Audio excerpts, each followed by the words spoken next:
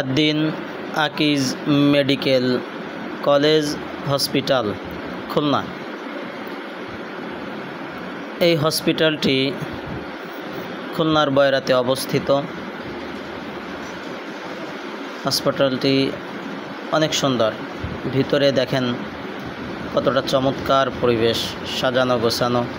পাশে ফার্মেসি আছে, জুতো স্যান্ডেল রাখার জায়গা আছে। যারা চেয়ারম্যান হিসাবে দায়িত্ব পালন করেছেন আকিজউদ্দিন সাহেব সহ আরও কয়েকজন গুণী মানুষ, তাদের কিছু গুরুত্বপূর্ণ কথা এখানে তুলে ধরা হয়েছে। হাসপাতালের সেবাসমূহ তুলে ধরা হয়েছে, চমৎকার কিছু কোরআন হাদিসের কথা। দেখেন নিচ থেকে উপরের ভিউটা অনেক সুন্দর। সিঁড়ি দিয়ে আমরা উপরে উঠছি, সিঁড়িটাও খুব ভালো। সিঁড়ির ধাপগুলা ছোট ছোট, যার কারণে আমাদের উঠতে কষ্ট হয়নি, এবং লিফটের ব্যবস্থাও আছে। যে দোতলা থেকে এই ভিউটা দেখা যাচ্ছে, অনেক সুন্দর। পাশে শিশু বহির্বিভাগ, যেখানে শিশুদেরকে দেখা হয়, ডাক্তার দেখে থাকেন, চিকিৎসা দিয়ে থাকেন। এটা তৃতীয় তলায়, অনেক সুন্দর। বিভিন্ন সিনারি দেওয়া আছে দুই পাশে, যেটা দেখলে মনটা ভালো হয়ে যায়। তৃতীয় তলা, এটাও খুব সুন্দর সাজানো গোছানো একটি হসপিটাল। সিঁড়িগুলা খুবই ভালো। সিঁড়ি যে আপনারা দেখছেন, এখন সিঁড়ি, আবারও সিঁড়িটা দেখাচ্ছি।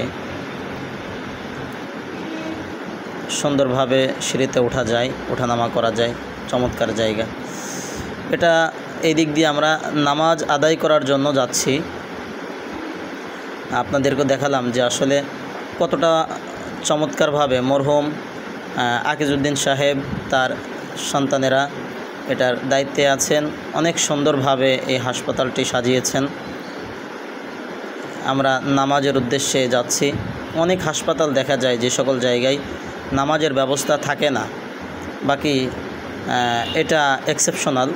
এখানে নামাজের ব্যবস্থা রাখা হয়েছে এবং 5 ওয়াক্ত নামাজই জামাতের সাথে আদায় করার ব্যবস্থা তেনারা রেখেছেন। অজুর ব্যবস্থা আছে, টয়লেটের ব্যবস্থা আছে, খুব ভালো।